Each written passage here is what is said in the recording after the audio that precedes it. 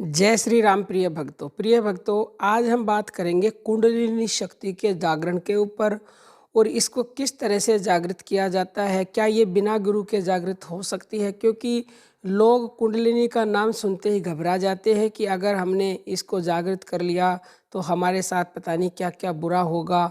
तो आप बिल्कुल भी घबराएं नहीं, बुरा तो कुछ होगा नहीं। बुरा एक ही स्थिति में होता है, वो भी हम आगे बात करेंगे। और आपको इसी तरह की वीडियो चाहिए, भगवान से जुड़ना है और अपनी सारी सोई हुई सुसप्त शक्तियों को जागृत करना है तो हमारे चैनल शब्द मंथन को सब्सक्राइब करके बेल आइकन को प्रेस करें ताकि हर वीडियो की नोटिफिकेशन आप तक पहुंच जाए। सबसे पहले ये जान लीजिए कि कुंडलिनी शक्ति क्या होती है। हमारे शरीर में 7 चक्र होते हैं। सातों चक्रों में जो सबसे पहला चक्र है मूलाधार चक्र। मूलाधार चक्र के निकट मेरुदंड के मूल में स्थित वह शक्ति है जो किसी सर्पणी की तरह 3.5 कुंडलों व लपेटों में सुषुप्त सी पड़ी रहती है और जो अंतः साधना द्वारा प्रबुद्ध की जाती है। जागृत होने की दशा में वह सीधी होकर सुषुम्ना नाड़ी द्वारा कर्म से ऊपर को अग्रसर होती है और ब्रह्मरंध्र के निकट पहुंचकर लीन हो जाती है। उसकी इस अंतिम दशा को शक्ति का शिव के साथ मिलन कहा जाता है। उसका जागृत होना योग की सिद्धि का यानी कि योगी साधक की सिद्धि का घोतक है। जिसकी यह जागृत हो जाती है उसके असंभव कार्य संभव होने लग जाते हैं। वह भूत भविष्य वर्तमान को जानने लग जाता है। क्योंकि कुंडलिनी शक्ति जब ये नीचे से ऊपर को उठकर जाती है तो ये सारे चक्रों का भेदन करती हुई ऊपर जाती है। तो आपके जब सारे चक्र जाग जाएंगे यानी कि आपका आज्ञा चक्र भी जाग जाएगा, ये ऊपर जाएगी। तो जिसका आज्ञा चक्र जागृत हो जाता है उसको भूत भविष्य वर्तमान ज्ञान का ज्ञान हो जाता है।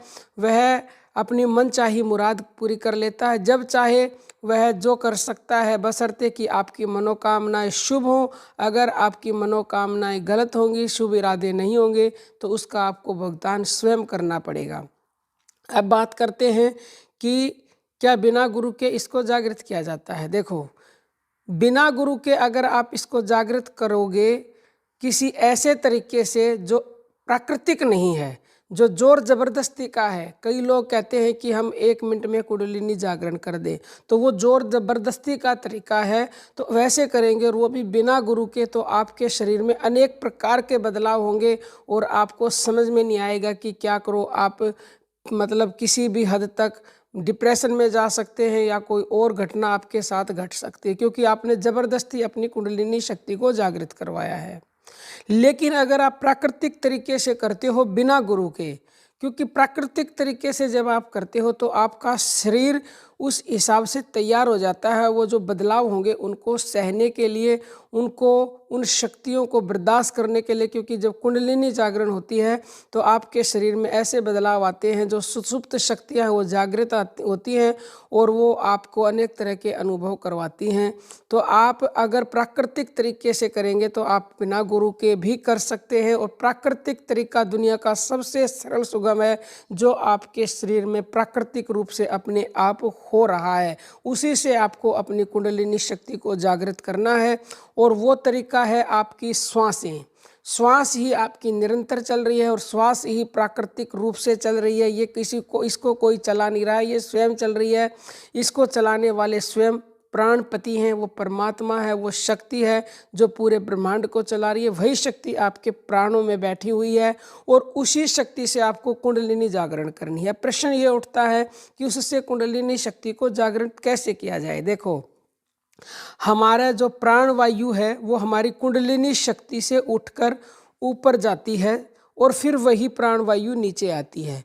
तो जब उन प्राणों का आपस में घर्षण होता है तो वो सारे जो मूलाधार चक्र के निकट जो सर्पणी की तरह कुंडलिनी चक्कर मारे हुए बैठी हुई है, वो उन प्राणों का जब घर्षण होगा तो उस घर्षण से वो उसका मुंह ऊपर की तरफ हो जाएगा। ऊपर की तरफ होगा, जितना ज़्यादा आप प्राणों का घर्षण करोगे उतनी ही शीघ्रता से वो ऊपर को उठती जाएगी।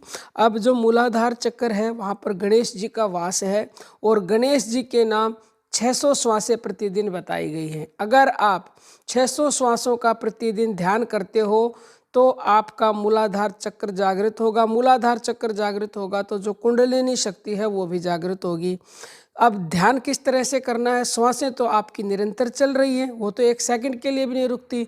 तो बस जो प्राकृतिक हो रहा है उसके साथ आपने मन को जोड़ना है, यानी आती जाती श्वासों के ऊपर मन को टिकाना है। चाहे आप सोहंग मंत्र से टिका दें, चाहे आप राम नाम से टिका दें, चाहे आप सोहंग भी ना जोड़े, राम नाम भी ना जोड़े, मेन आपकी श्वास ही है। बस श्वासों का ही ध्यान करना है, उसी को अजपा कहते हैं।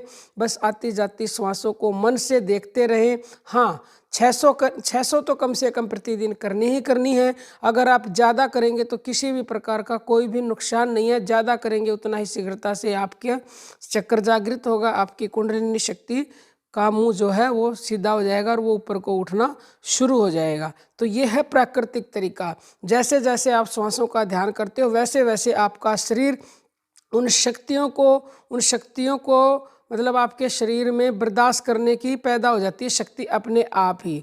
जो शक्तियाँ होती हैं उस ऊर्जा को ग्रहण करने के लिए तैयार हो जाता है। जो भी आपको अनुभव होंगे आपका शरीर अपने आप ही उसी के अनुसार तैयार होते चला जाता है। तो बिना गुरु के केवल और केवल आप अपनी श्वासों से कुंडलिनी शक्ति को जागृत कर सकते हो। हठ योग के द्वारा ज़बरदस्ती किसी से करवाओगे या खुद ज़बरदस्ती करोगे तो फिर वो बिना गुरु के अगर आप करेंगे तो ये संभव नहीं है। आपके शरीर में अनेक ऐसे दुष्प्रभाव हो सकते हैं जिनके बारे में आपने कभी सोचा भी नहीं होगा। कोई भी आपका प्रश्न हो तो कमेंट कीजिएगा।